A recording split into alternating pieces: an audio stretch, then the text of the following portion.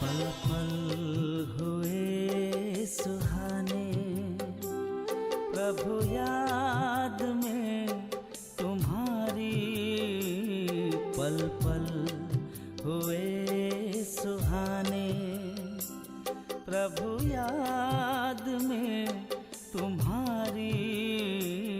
आनंद के एहसास से ऐसी चढ़ी खुमारी। आनंद के एहसास से ऐसी चढ़ी खुमारी।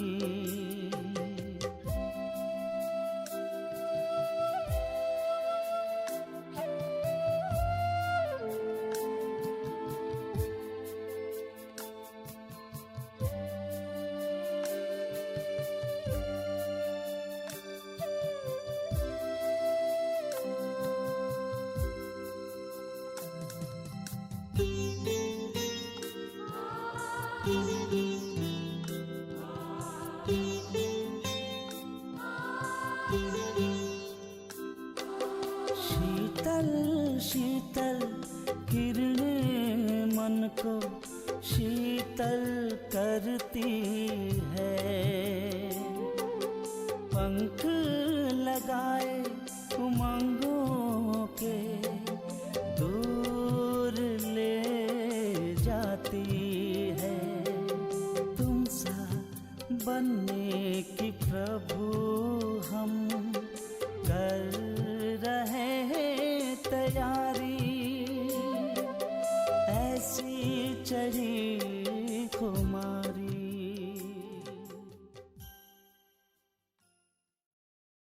ओम शांति। आज परमात्मा के मधुर महावाक्य है कि मीठे बच्चे, अभी तुम्हें ज्ञान का तीसरा नेत्र मिला है। इसलिए हर परिस्थिति, हर व्यक्ति को उसी नेत्र से देखो। हम जब अपने स्थूल नेत्रों से देखते हैं तो वह देखने में मिसअंडरस्टैंडिंग हो जाती है। उस देखने में दुख मिलता है और इसलिए कहते हैं कि परिस्थितियां, व्यक्ति, हमारे आसपास जो कुछ भी हो रहा है वो तो वही है, लेकिन आध्यात्मिकता हमें वो नजर देती है, हमारा परसेप्शन चेंज कर देती है। और जब परसेप्शन चेंज हो जाता है तो बातें स्वतः ही परिवर्तित हो जाती है। सारी ही बात का असर हमारी नजर पर होता है।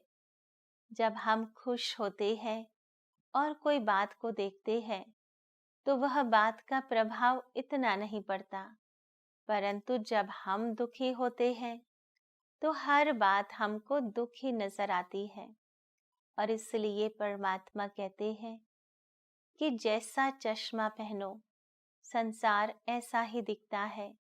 अगर आप पीले रंग का चश्मा पहनते हो तो सारे नज़ारे कैसे दिखाई देंगे?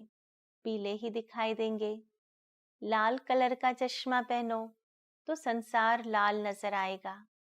तो संसार तो वही का वही है, लेकिन कलर वाले चश्मे हमने पहने हैं। उसी प्रकार आज परमात्मा बहुत सुंदर यह युक्ति बता रहे हैं कि हमें ज्ञान के चश्मे पहनने हैं, ज्ञान की नजर को डेवलप करना है। हर आत्मा को देखे तब यह याद रहे कि यह आत्मा इस शरीर के माध्यम से अपना रोल बजा रही है, पार्ट बजा रही है, और वह आत्मा मूल स्वरूप में शुद्ध है। कोई भी परिस्थिति को देखे तो ज्ञान यह कहता है कि हर परिस्थिति आगे बढ़ाने के लिए आई है। जीवन में हर एग्जाम जब पास करते हैं तो हमारा ग्रेड आगे बढ़ता है। उसी प्रकार कोई भी बात, कोई भी व्यक्ति हमारे संपर्क में आए और उनका हम कुछ भी देखें, लेकिन नजर ज्ञान की हो, यह अभ्यास करना है। दूसरी बात, परमात्मा ने बहुत सुंदर प्रश्न पूछा है कि देवताओं में कौन सी ताकत है और वह ताकत उन्होंने कैसे प्राप्त की। तो देवताओं में ताकत है विश्व पर राज्य करने की, स्वर्ग का मालिक है वह, और इसलिए स्वर्ग में कहते हैं केवल देवताएं प्रवेश कर सकते हैं, उसके मालिक केवल देवताएं बन सकते हैं, जहां और कोई भी प्रवेश नहीं कर सकता। परंतु यह ताकत उनमें आई कैसे? वह इस पुरुषोत्तम संगम युग पर पुरुषार्थ करके स्वराज्य का अभ्यास करते। जो स्वराज्य करता है वही तो विश्व पर शासन करता है। और परमात्मा की अभी जो एक मत मिलती है, वही मत को धारण करते हुए आपसी एक मत है। जहाँ एक मत होता है वहाँ लड़ाई झगड़ा नहीं होता। जब एक दूसरे के मत को सम्मान देते हैं तो वहाँ झगड़ा नहीं होता। वहाँ द्वैत मत अर्थात दो मतें नहीं। जहाँ दो मतें होती हैं वहाँ मनभेद मतभेद हो जाते हैं। परंतु देवताएं जो एक परमात्मा की श्रीमत से इतने श्रेष्ठ बने और साथ ही साथ स्वराज्य अधिकारी बने, जिससे वह स्वर्ग के मालिक बने, तो वह ताकत स्वराज्य से मिली जो हमें अभी प्रैक्टिस करनी है। तीसरी बात, परमात्मा ने एक बहुत सुंदर युक्ति बताई। परमात्मा ने कहा कि जैसे गवर्नमेंट में जॉब करने वाले होते हैं, वो 8 घंटा काम करते हैं, उसी प्रकार यह बेहद की सरकार है, परमात्मा की सरकार, जो पूरा विश्व संचालित करती है। और उसके लिए परमात्मा ने कहा कि इस सरकार को भी मदद करो। क्या मदद करनी है? कम से कम 8 घंटा परमात्मा की श्रेष्ठ स्मृति में रहते हुए हमें कर्म करना है। जब परमात्मा की याद में रहकर हम कर्म करते हैं तो वह कर्म बहुत शक्तिशाली, कल्याणकारी, श्रेष्ठ बन जाते हैं। क्योंकि परमात्मा की याद संभव तब है जब हम स्वयं को आत्मा समझें। तो आत्मा समझ करके जब हम परमात्मा को प्यार से याद करते हैं, उसका दिया हुआ हर कर्म प्यार से करते हैं, हम निमित्त हैं। हमारा परिवार, हमारे बाल बच्चे, हमारा घर संसार, वो उसी की तो अमानत है। उसने हमें निमित्त बनाया है। चाहे परिवार में कार्य करने के अर्थ या जहाँ भी हम कार्य करते हैं, वह परमात्मा की देन समझकर निमित्त बनकर करेंगे तो वह कार्य बहुत श्रेष्ठ कर पाएंगे। और उसी के लिए परमात्मा ने कहा, यह स्मृति रहे, हम ईश्वरीय संप्रदाय में हैं, ईश्वरीय कुल के हैं। जो कोई भी कुल का होता है, हर कुल का अपना सिद्धांत होता है, अपने कुल की मर्यादाएं होती है, जिसको पालन करना अनिवार्य होता है, तभी तो जीवन सुखकारी बनता है।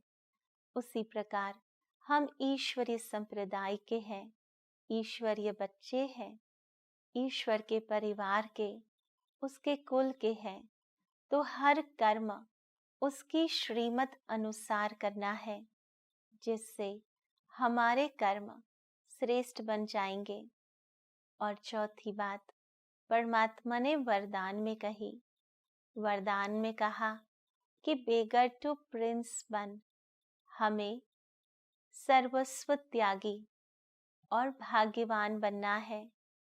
आपको होगा कि त्याग की भी बात हो रही है और भाग्य की भी बात हो रही है, तो महान भाग्यवान कैसे बनेंगे? तो आज परमात्मा ने कहा कि हम आत्माएं बेगर बन गई है।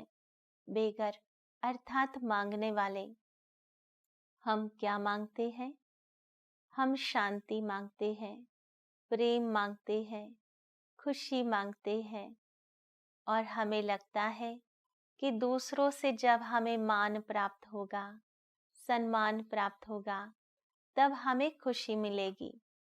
इसलिए हम भगवान से तो मांगते हैं, परंतु हम मनुष्य आत्माओं से भी मांग लेते हैं और कहते हैं कि आप शांत हो जाओ तो हम भी शांत हो जाएंगे।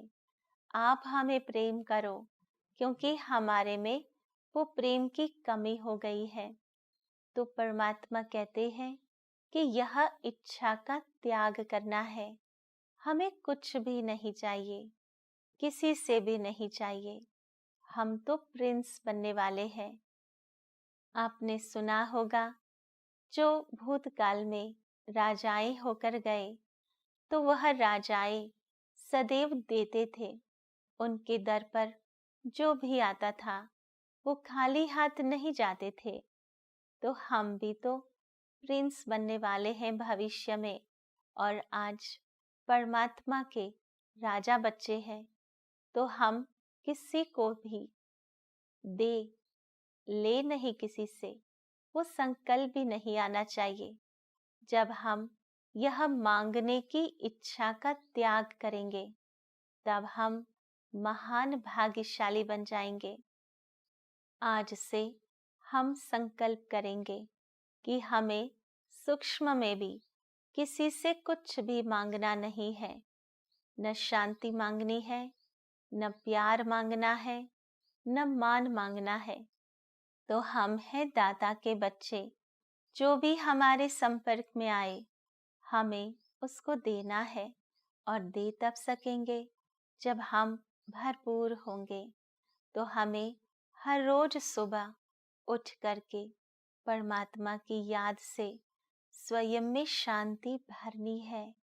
वो परमात्मा का निस्वार्थ प्यार भरना है। तभी तो सारा दिन हम हर एक से प्रेम से बात कर सकेंगे, शांत रह सकेंगे। और पांचवी बात, परमात्मा ने एक युक्ति बताई है कि सदा हर्षित रहना हो तो साक्षीपन की सीट पर सेट होकर दृष्टा बन करके हर सीन देखो, तो हमें खुशी होगी, हर्षित रहेंगे। साक्षीपन की स्थिति पर बैठना अर्थात डिटैच्ड ऑब्जर्वर बनना है। साक्षी होकर के सारा खेल देखना है, तो हम उसमें इन्वॉल्व नहीं होंगे और वह बातें हमको प्रभावित नहीं कर सकती। तो हम सदा हर्षित रहेंगे। तो यह 5 बातें परमात्मा ने विशेष रूप से आज जीवन यात्रा को सुखद बनाने के लिए कही कि हर बात हमें ज्ञान की दृष्टि से देखना है। और दूसरी पॉइंट परमात्मा ने समझाई कि हमें वर्तमान परमात्मा के ज्ञान को धारण करते हुए स्वराज्य अधिकारी बनना है, जिसके कारण हम भविष्य में देवताओं के मिसल विश्व राज्य अधिकारी बन सके। तीसरी बात, परमात्मा ने बेहद की सरकार को मदद करने को कहा है। कम से कम 8 घंटा याद में रहते कर्म करना है। जो कर्म सुखकारी हो जाएंगे, और हम ईश्वरी संप्रदाय है, ये कभी नहीं भूलना है। और इसलिए ईश्वर की श्रीमत अनुसार कर्म करना है। चौथा वरदान जो परमात्मा ने सुनाया कि हमें बेगर टू प्रिंस बनकर सर्वस्व त्याग करके महान भाग्यशाली बनना है। और पांचवी बात, हर्षित रहने के लिए हमें साक्षीपन की सीट पर बैठना है और दृष्टा बनना है।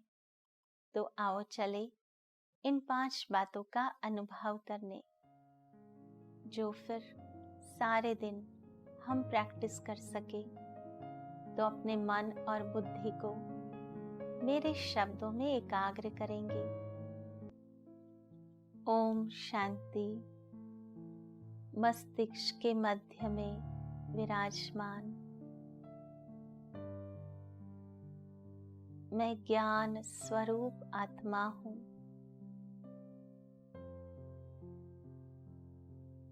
मुझ आत्मा को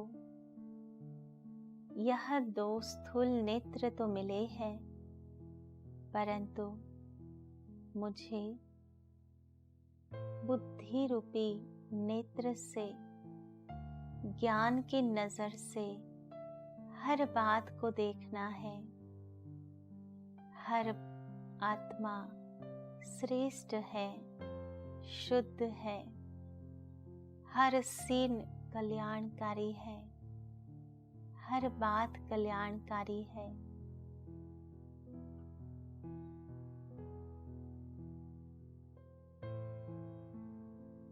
स्वयं को यह देह न समझकर स्वयं को आत्मा देखना है।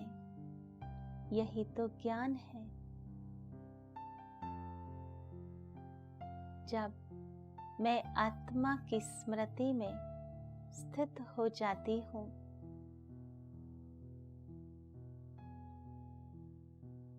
तो कर्म इंद्रियों का संपूर्ण कंट्रोल मेरे हाथ में आ जाता है। मुझ आत्मा के मन, बुद्धि और संस्कार ज्ञान के आधारित चलते हैं।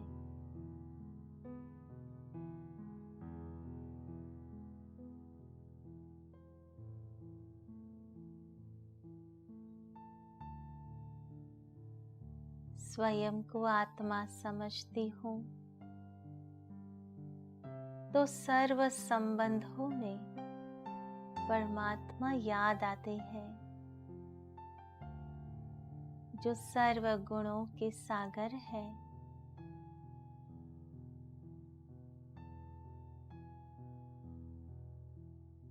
सर्व शक्तियों के दाता है।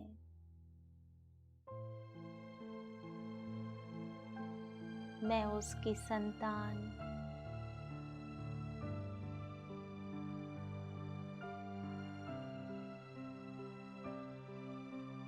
सदा सुरक्षित हूँ, सदा भरपूर हूँ। दाता के संतान मैं आत्मा, दाता की संतान दाता हूँ। आज सारे दिन में जो भी मेरे संपर्क में आएंगे, उन सबको शांति, प्रेम, आनंद, खुशी, सब कुछ मैं दाता बन दूंगी। परमात्मा से मैं आत्मा इतनी भरपूर हूँ कि मुझे किसी से कुछ भी नहीं चाहिए।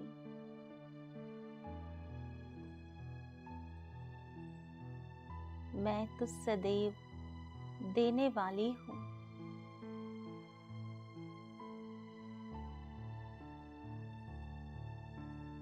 इसी चिंतन और मनन में, इसी अभ्यास में सदा हर्षित रहना है।